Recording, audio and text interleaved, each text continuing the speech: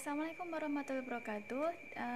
Dengan saya Fadila Rama. Hari ini materi yang saya sampaikan insya Allah adalah tentang konseling, dasar-dasar konseling, konsep dasar konseling, dasar-dasar konseling. Ya, sebetulnya saya materi ini tidak mendalami sekali, bukan. Ini hanyalah materi pengantar karena materi sebetulnya adalah tentang konseling individu dan kelompok. Kenapa saya hanya memberikan pengantar yang sedikit, ya paling tidak kita kalau langsung memasuki pembicaraan tentang konseling individu dan kelompok itu seperti apa, itu kayaknya to the point dan malah melewatkan view awalnya. Jadi ini sebagai overview atau pengantar aja. Kenapa begitu? Salah satu alasannya adalah nantinya mahasiswa itu akan mendapatkan mata kuliah dasar-dasar konseling atau pengantar konseling. Nah, di sanalah nanti materi yang lebih rigid tentang dasar-dasar konseling. Kalau di mata kuliah konseling individu dan kelompok, sebetulnya kita sudah memfokuskan pada konseling prakteknya seperti apa. Kalau versi konseling individu seperti apa, kalau yang konseling kelompok seperti apa. Jadi kalau dasar-dasar basicnya, apa itu konselor, apa itu konseling, siapa saja yang disebut klien atau konseling. Nah, nanti belajarnya di dasar-dasar konseling. Sudah dapat ya?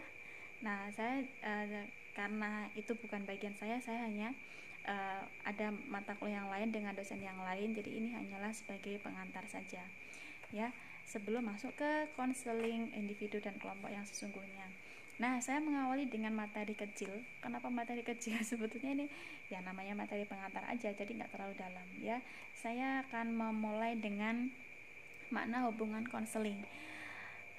Bagaimanapun hubungan antara konseli atau klien dengan konselor itu mempunyai interaksi, itu bukan hanya interaksi semata, tetapi dia punya makna tertentu, dia punya sesuatu di dalamnya. Dan hubungan antara konseli dengan saya nyebutnya klien aja ya, klien dengan konselor itu akan sangat mempengaruhi bagaimana kualitas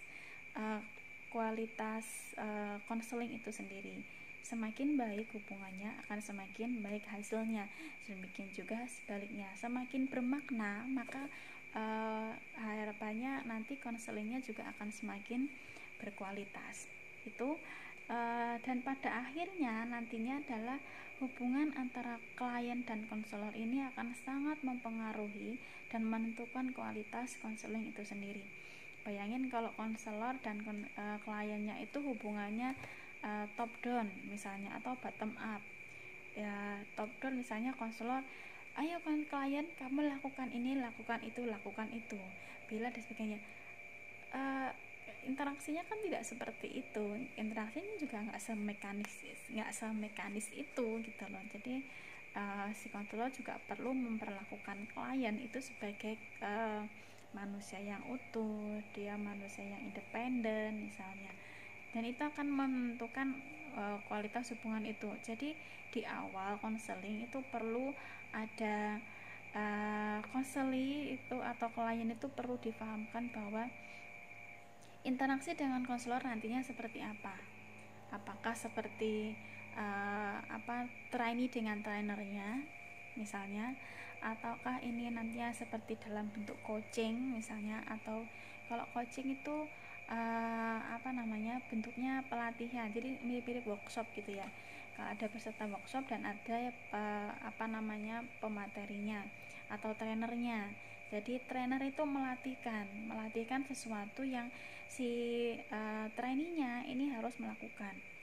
Jadi kalau si konselor coba angkat tangan misalnya, maka si konseling juga atau klien itu perlu bersedia mengangkat tangan. Maka untuk bisa berjalan dengan baik, maka klien dengan konselor itu perlu memiliki interaksi yang baik, yang positif, saling mendukung, yang nantinya bisa bekerja sama dengan baik. Harapannya seperti itu ya. Dan kemudian hubungan itu nantinya akan mengarah kemana? Sebetulnya simpel. Konseling itu yang diinginkan adalah tercapainya tujuan. Nah, kemudian tujuannya apa. Nah itu nanti yang proses konselingnya akan berjalan. Tetapi sebetulnya hubungan yang bermakna antara klien dengan konselor itu akan mendorong kedua pihak untuk bekerja sama mensukseskan proses konseling, yaitu mencapai tujuan konseling. Kalau tujuan konselingnya adalah mengubah perilaku misalnya, maka si konselor dan klien itu sama-sama harus bekerja sama. Si konselor itu give misalnya, maka si konseli atau klien maka dia harus bersedia untuk take. Jadi bayangkan si konselornya melatihkan tetapi kliennya tidak mau dilatih, jelas di situ tidak akan ada kerjasama. Kalau tidak ada kerjasama, maka tidak ada kerjasama, tidak ada ikhtikat untuk mencapai tujuan, ya tujuan konseling akan sangat sulit untuk dicapai. Seperti itu. Nah, berikutnya adalah ada 3 jenis hubungan dalam antara klien dengan konselornya. Yang pertama adalah pelanggan. Ini seperti customer. Kalau sekarang ada yang masih punya pikiran pembeli itu raja, ada yang kayak gitu. Tapi kayaknya semakin lama itu pembeli tidak jadi raja, kayaknya sudah bergeser ya. Kalau kita pergi ke ke minimarket misalnya, maka di sana tidak ada asisten penjual yang akan mengambilkan barang yang diminta oleh pembeli. Enggak kayak gitu kan. Sekarang orang akan memilih sendiri barang apa yang mau dibeli, kemudian ngambil sendiri dan masukkan ke keranjang dan pergi ke kasir. Lebih banyak ke swalayan. Nah, jadi sekarang pun sudah banyak sekali bergeser antara hubungan orang itu cenderung, walaupun itu dalam retail atau bisnis ya, itu lebih ke perlakuan bahwa pembeli dan penjual itu bekerja sama. Nah, jadi seperti berteman yang mereka itu mempunyai ikhtikat untuk mencapai tujuan yang sama. Jadi akan lebih mudah untuk bermufakat. Sama seperti hubungan antara klien dan konselor dengan pelanggan, itu adalah model hubungan yang bekerja sama untuk mencapai tujuan yang sama. Sehingga karena ingin mencapai tujuan yang sama, maka lebih mudah untuk bermufakat. Jadi kalau konselornya memberikan masukan, maka klien lebih mudah menerima. Kalau konselornya meminta kliennya melakukan sesuatu, melatihkan sesuatu, maka si klien bersedia melakukannya. Seperti itu ya. Nah, karena memang kalau di di jenis hubungan seperti ini, komitmen bersama itu menjadi sesuatu yang sangat penting gitu ya. Kemudian tipe yang kedua atau jenis yang kedua adalah pengeluh. Klien datang ke konselor atau untuk konseling, itu klien berharap dan mengandalkan konselornya untuk menyelesaikan masalahnya. Jadi ada unsur ketergantungan. Kliennya menggantungkan diri, istilahnya menggantungkan diri ya. Konselinya atau kliennya itu sangat berkeyakinan berharap konselornya itu akan menyelamatkan dirinya dari masalah. Kebayang kan? Jadi seolah-olah dia datang konseling itu, saya dengan datang konseling maka masalah saya akan selesai. Diselesaikan siapa? Konselor. Karena ini kasihan konselornya ya, ngapain? Jadi kalau kliennya punya utang, terus nanti konselornya harus bantu bayar utang gitu, kan nggak gitu juga. Jadi tapi ada yang tipe-tipe seperti itu, seolah-olah si konseli tinggal datang dan masalahnya beres mendadak seketika. Ya nggak gitu. Nah, karena apa? Kalau ada jenis seperti ini, maka yang mungkin adalah pengeluh-pengeluh ini akan dipenuhi dengan keluhan. Ada yang seperti itu ya. Berikutnya yang ketiga adalah jenis pengunjung. Klien yang jenis pengunjung ini, mereka bersedia berpartisipasi dalam konseling karena permintaan, diminta oleh orang lain atau rekomendasi orang lain atau pihak luar, bukan dirinya sendiri. Jadi dia pergi konseling karena disuruh, dia pergi konseling karena diminta misalnya, bukan karena dia ingin. Nah, lalu bagaimana kita menghadapi para klien yang seperti ini? Kalau ketemu klien yang pertama, ini enak banget bagi konselornya ya, karena si klien sudah punya keinginan, sudah muncul itikat untuk dia berubah dari dirinya sendiri, sehingga konselor tinggal menyambut dan akan dengan bekerja sama akan mencapai tujuan itu dengan lebih mudah. Tapi lain dengan dua tipe yang lain. Untuk tipe pengeluh yang selalu datang dengan mengeluhkan ini, mengeluhkan itu, mengeluhkan hidupnya sendiri, mengeluhkan kebiasaannya sendiri, mengeluhkan tetangganya, mengeluhkan ibunya, mengeluhkan saudaranya, mengeluhkan temannya, mengeluhkan situasi, dan isinya konseling itu adalah keluhan, keluhan, dan keluhan. Nah, bagaimana menghadapi yang seperti ini? Orang yang mengeluh sebetulnya mereka yang pertama mereka harapkan pertama adalah empati. Mereka ingin dimengerti, mereka ingin didengarkan, mereka ingin orang lain itu memahami. Jadi berikan ini dulu, berikan empati, berikan pemahaman apa ya, tunjukkan bahwa konselor itu memahami, tunjukkan bahwa konselor itu bersimpati, misalnya berempati dulu. Nah, setelah itu ajaklah klien untuk merefleksi dari keluhan-keluhannya tadi, kebutuhannya untuk berubah itu seperti apa. Apakah dengan semua situasi yang dia lalui, yang dia temui, dia ingin berubah? Kalau dia, oh enggak, saya enggak ingin berubah, saya pengen ya sudah gitu aja, saya cuma pengen mengeluh. Kan konseling enggak kayak gitu ya, konseling ya. Kalau konseling, nah terus kalau kita ketemu klien kayak gitu Bu, ya, nah ini cara yang berikutnya ya. Empati dulu, kemudian ajak untuk merefleksi, merenungkan akan kebutuhannya untuk berubah. Kenapa dia butuh berubah? Bisa jadi begini, bisa jadi si klien itu tidak menyadari pentingnya perubahan, atau dia mungkin tidak menyadari bahwa dia mampu mengubah, dia mampu berubah. Nah, dengan mengajak si klien untuk merefleksi, diharapkan klien itu menyadari bahwa dia itu punya modal, bahwa dia punya kemampuan untuk berubah dan mengubah. Mengubah siapa? Mengubah dirinya, berubah untuk sesuatu yang lebih baik, mencapai sesuatu yang lebih menyenangkan, lebih membahagiakan, lebih positif. Nah, ini yang seringkali tidak disadari oleh klien. Jadi klien pengeluh, orang yang bukan hanya klien ya, sebetulnya orang-orang yang mengeluh itu mereka hanya terfokus pada satu titik. Nah, konselor adalah mengajak si klien untuk melihat titik ini dari sisi yang lain. Maksudnya begitu. Nah, bagaimana caranya? Ya, nanti ada teknik-teknik komunikasi untuk itu, gitu ya. Jadi dengan klien diajak merefleksi sehingga dia akan menyadari kebutuhannya untuk berubah dan menyadari kemampuannya untuk mengubah dirinya terutama. Karena kalau mengubah situasi atau pihak eksternal, mungkin dia akan terbentur dengan beberapa hal yang itu sangat sulit. Tapi kalau mengubah dirinya itu akan kemungkinannya itu akan lebih besar, seperti itu. Kemudian diharapkan juga dengan dia menyadari, oh iya ternyata saya bisa ya mengubah diri saya, ternyata saya punya kemampuan loh. Nah, dari kesadaran itu, munculnya kesadaran itu akan nanti dia akan punya komitmen terhadap konseling. Iya ya, kan saya berubah untuk diri saya sendiri, kan saya berubah supaya saya menjadi lebih baik. Jadi sebetulnya kalau saya berubah itu ya yang diuntungkan adalah diri saya pribadi, maka saya akan berkomitmen penuh. Harapannya seperti itu.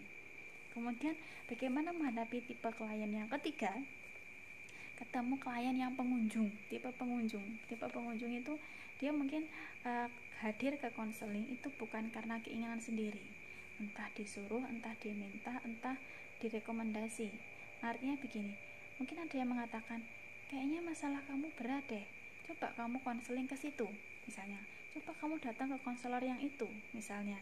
Itu namanya rekomendasi atau permintaan. Atau anak-anak atau murid sekolah pergi datang ke konseling karena diminta orang tuanya, diminta kepala sekolahnya, diminta wali kelasnya misalnya, diminta gurunya misalnya. Tapi kan dia bukan, jadi artinya dia pergi konseling itu bukan dengan atas keinginan sendiri, bukan karena semangatnya dia sendiri, bukan karena kebutuhan dia sendiri. Nah, untuk hal seperti ini kadang-kadang mereka nyampe ke konseling terus mereka ngeblank. Saya juga nggak tahu kenapa saya pergi konseling, terus kenapa pergi konseling, ya karena disuruh aja. Nah, bisa jadi orang yang seperti ini tidak melihat masalah yang ada pada dirinya, tetapi dilihat oleh orang lain. Misalnya, kamu terlalu lama untuk nggak move on, kamu terlalu susah untuk move on, coba kamu konseling misalnya. Misalnya coba kamu konseling, maka dia akan dia mungkin tidak menyadari pentingnya konseling, mungkin dia tidak menyadari kenapa saya butuh konseling. Nah, yang seperti ini apresiasi dulu kehadiran mereka, kedatangan mereka perlu diapresiasi dulu. Oh, ternyata jadi kayak bukan welcoming gitu ya, bukan sambutan yang bagaimana, tetapi diapresiasi hal-hal positif apa yang dia miliki misalnya, sehingga dia punya gambaran tentang dirinya, baru kemudian ditarik si kliennya untuk dia melihat dari sudut pandang yang berbeda. Nah, dengan menunjukkan yang ternyata menunjukkan kebutuhan dia. Nah, menyadarkan kalau dia membutuhkan konseling ini. Nah, dari situ nanti akan harapannya, ternyata saya memang butuh konseling ini. Ternyata yang dikatakan teman saya itu benar. Ternyata kata ibu saya pemalas itu ternyata memang benar misalnya. Nah, maka dia akan menyadarinya, dan kemudian kita harapkan orangnya akan terus berkomitmen dalam konseling. Nah, bagaimana kita mendeteksi di mana kebutuhan klien? Nah, ini membuat klien menyadari. Nah, ini ada salah satu cara yang sangat bagus, menggunakan Johari window. Ada yang pernah dengar Johari window? Jendela Johari. Johari window itu memiliki 4 bagian. Ada bagian open self yang si orang itu tahu dan orang lain tahu. Jadi klien tahu, menyadari dirinya punya potensi, orang lain juga bisa melihat potensi itu. Kemudian ada hidden self. Hidden self itu si klien menyadari dirinya tahu tetapi orang lain tidak tahu. Kemudian ada yang blind self. Blind self itu adalah bagian si klien tidak tahu, tidak menyadari, tetapi orang lain tahu, orang lain bisa melihat. Dan yang keempat adalah jendela atau bagian unknown self. Ini orang lain tidak tahu, si konselor juga tidak tahu, jadi sama-sama tidak tahu. Ini adalah view yang sangat membantu kita untuk menyadari bahwa selalu ada hal-hal yang kita tidak sadari, yang kita tidak tahu tetapi orang lain tahu. Kita tidak bisa melihat atau merasakannya, tetapi orang lain melihat dan merasakan itu ada pada diri kita. View-nya seperti itu, ya. Klien datang dengan tujuan atau tanpa tujuan, hadir atas kesadaran sendiri atau rekomendasi atau disuruh atau diminta, konselor selalu memiliki kesempatan untuk mengembangkan hubungan yang positif dengan klien. Nah, caranya tadi gunakan Johari window, ya. Sebagian besar orang itu selalu memiliki yang namanya blind self, bagian yang dirinya tidak tahu tetapi orang lain tahu. Nah, konselor dapat membantu klien menyadari masalahnya dengan memperlihatkan sisi blind self si klien. Itu kemudian kita beralih ke konseling dan keterlibatan klien. Jadi dalam konseling membantu klien itu pengetahuan dan kreativitas konselor itu sangat diperlukan. Kenapa diperlukan? Karena begini, pemahaman individu yang baik itu akan memudahkan konselor untuk membaca preferensi, kecenderungan pribadi. Biasanya ini ada kaitannya dengan tipe-tipe kepribadian atau ya seperti itulah, kecenderungan atau preferensi atau preference. Saya lebih nyaman, saya sukanya. Nah, itu bisa menjadi kata kunci untuk kecenderungan si klien, ya. Dalam praktiknya, proses untuk mencapai tujuan konseling membutuhkan keterampilan komunikasi pribadi si konselor dalam mengarahkan dan membimbing klien. Ini biasanya nantinya akan dibahas, dilatihkan dalam mata kuliah keterampilan komunikasi konseling. Jadi bagaimana membuat ngomong gimana supaya klien nyaman. Klien itu harus berkata dengan cara seperti apa supaya kliennya mau terbuka. Bagaimana mendorong klien, bagaimana berempati dengan klien, kata-kata apa yang sebaiknya kita katakan sebagai konselor. Nanti dipelajarinya di mata kuliah yang berbeda, tidak di mata kuliah ini ya. Itu kemudian kita ke tahapan konseling. Ini materi yang basic banget ya. Ada 4 tahapan dalam konseling. Yang pertama adalah membangun hubungan. hubungan siapa? Hubungan antara klien dan konselor. Jadi pada pertemuan pertama itu adalah tahap yang pertama untuk membangun hubungan. Jadi repo, tulisannya report ya, membangun report itu penting karena nanti si klien akan mendapatkan kesan-kesan yang pertama tentang si konselor. Apakah konselornya ini terlihat menyenangkan? Tapi konselornya kusut ya, jangan tampil sebagai konselor yang kusut supaya tidak ada image konselornya nyebelin, jutek, konselornya tidak menyenangkan misalnya ya. Tampillah senatural mungkin untuk menyenangkan, supaya si klien merasa nyaman. Yang pertama adalah nyaman dulu. Kalau si klien itu merasa nyaman dengan dengan konselornya, maka dia akan lebih mudah terbuka, lebih mudah untuk diajak berkontribusi aktif, diajak untuk berkomitmen penuh dalam konseling. Begitu ya. Tahap yang kedua adalah identifikasi masalah. Jadi ini biasanya di pertemuan pertama juga sudah bisa dimulai. Masalah si klien ini apa? Ya. Penetapan masalah dan tujuan yang jelas akan memberi arah bagi konseling dan klien ke arah proses konseling. Ini nantinya akan memiliki gambaran masalahnya klien apa, kemudian tujuannya apa. Kalau misalnya klien itu dia bermasalah dengan kebiasaannya, kemudian tujuan konselingnya nanti apa? Menciptakan kebiasaan baru atau mengurangi kebiasaan lama dan menambahkan dengan kebiasaan yang baru, atau menguatkan kebiasaan yang lebih positif kemudian melemahkan kebiasaan yang negatif. Nah, tujuannya apa? Nanti ini perlu dikomunikasikan juga kepada klien, kita akan melakukan ini, tujuannya ini, maka caranya bagaimana, dan itu klien perlu paham supaya nanti klien punya gambaran, saya harus berpartisipasi dalam bentuk seperti apa. Nah, punya gambaran nanti yang saya lalui apa sih. Nah, kurang lebih begitu ya. Kemudian pelaksanaan tahap ketiga adalah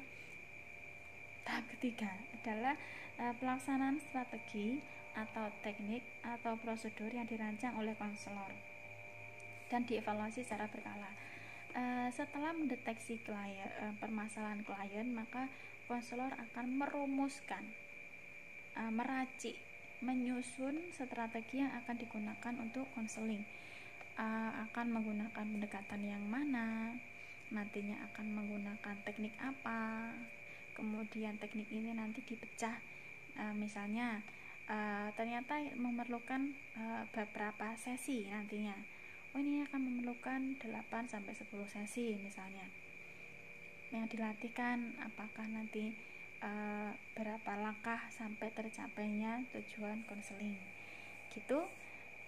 Dan makanya di tahap ketiga ini seringkali juga disebut tahap kinerja, tahap kerja, karena disinilah tahap-tahap kerja, misalnya untuk mencapai tujuan konseling. Kalau tujuannya adalah mengubah kebiasaan, maka bagaimana kebiasaan lama digantikan kebiasaan baru misalnya, atau kita menggunakan strategi melemahkan kebiasaan lama dan menguatkan kebiasaan yang positif misalnya.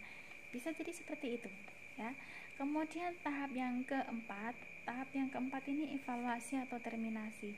Terminasi itu sebetulnya begini, setelah tujuan tercapai, jadi setelah tahap yang ketiga itu dan tujuan konselingnya tercapai, maka konseling itu disudahi, selesai ya. Kalaupun ternyata ada, tapi nanti kita perlu ada follow up misalnya, nanti apakah ini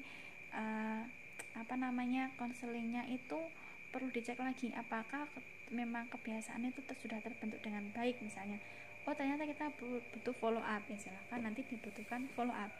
Tapi artinya ketika pencapaian tujuan konseling sudah tercapai, sudah terlaksana, maka konseling itu bisa diakhiri, bisa ditutup, diterminasi gitu ya. Jadi ini hanya bisa dilakukan kalau sudah tercapai tahapan atau tujuan konselingnya itu ya. Jadi 4 tahap ini akan selalu dilalui. Nanti 4 tahap ini apakah menunjukkan banyaknya sesi nanti akan kelihatan kalau sudah dirumuskan strateginya. Kalau strateginya sudah kelihatan, nanti saya pakai strategi ini, pakai pendekatan Oh, nanti pakai pendekatan behavioristik misalnya, dia butuh latihannya butuh berapa kali, butuh berapa pertemuan, nanti akan kelihatan butuh berapa sesi selama konseling. Itu ya. Saya berharap penjelasannya cukup mudah untuk dipahami. Semoga ini tidak terlalu sulit karena ini sangat basic sebenarnya ya, dan ini memang tidak mendalam karena ini hanyalah overview, hanyalah pengantar ya. Materi berikutnya di pekan-pekan berikutnya. Terima kasih sudah menyimak, terima kasih sudah mengikuti sampai akhir. Semoga ini bisa mudah dipahami dan tidak terlalu membingungkan. Saya akhiri sekian, saya cukupkan sekian. Assalamualaikum warahmatullahi wabarakatuh.